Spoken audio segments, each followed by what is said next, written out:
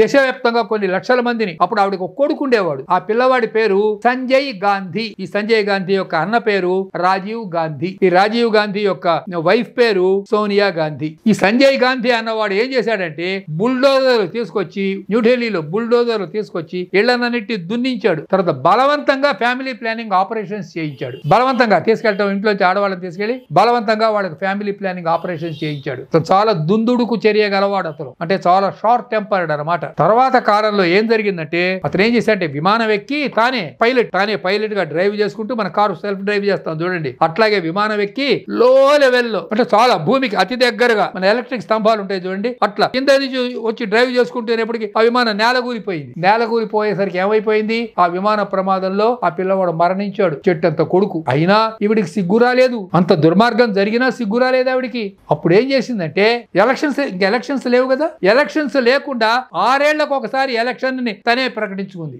చూడండి ఎంత దుర్మార్గం. ఇప్పుడు 5 ఏళ్లకు ఒకసారి ఎలక్షన్ కదండి, 6 ఏళ్లకు ఒకసారి ఎలక్షన్ అని అప్పుడు ఎలక్షన్స్ ప్రచురించింది. 6 ఏళ్లకు ఒకసారి.